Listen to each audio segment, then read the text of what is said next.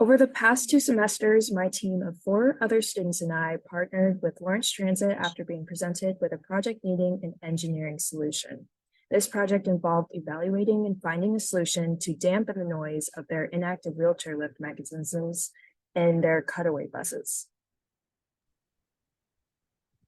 I would like to briefly explain the main goal we had in mind when working on this project. So our primary goal was to better the average rider's experience by reducing the amount of noise made by the handicap lift on the bus during transit.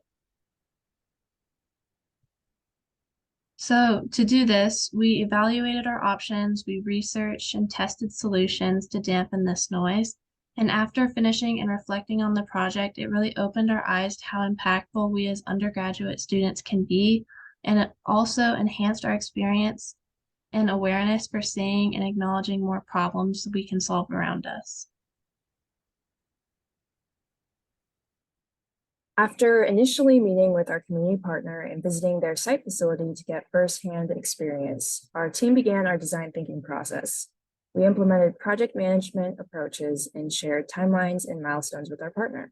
With bi-weekly stakeholder meetings and weekly discussions and tasks to be executed, our team learned how valuable communication, cohesive planning, and drive was in this project. Not only did we find how to stay persistent and evaluate all aspects for a unique problem, we had the opportunity to meet those most affected by the problem and connect with Lawrence Transit staff.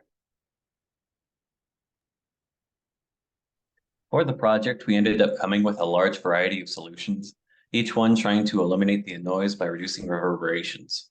However, we found that issues with warranty, policy, or effectiveness eliminated each one, forcing us to learn and move on to another solution until we settled on the sound mats. After coming up with several design solutions, application proposals, consulting meetings with industry experts, repeated site visits, evaluating bus driver preferences, and hours of outside research and testing, our team landed on implementing a sound dampening mat solution, a solution that was applicable to the lifts, hands-off for the bus drivers, and effective in its sound dampening. We learned how to execute a prototyping experiment and collect decibel data, translating these results to attainable information. Gathering data helped finalize our design implementation for the build day at the site and resulted in a smooth transition by passing on documentation for mass implementation in 40 other buses. As mentioned previously, we had several solution ideas to run with. We decided that the most feasible solution with the highest probability of success was to use adhesive padding with acoustic properties to limit the amount of noise being created. The diagram on the right shows all the locations that this padding was applied. We focused on metallic parts that frequently vibrated up against one another. The pictures on the left show us physically installing these pads.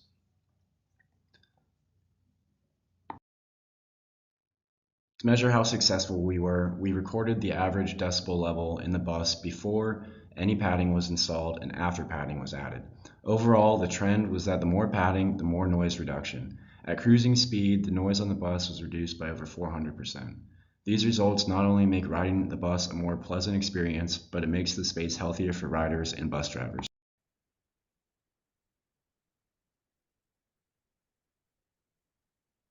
The biggest lesson that we learned is that motivation can change communities for the better. Understanding others opens up new perspectives. We found that the larger we cast our net, the more we learned and gained.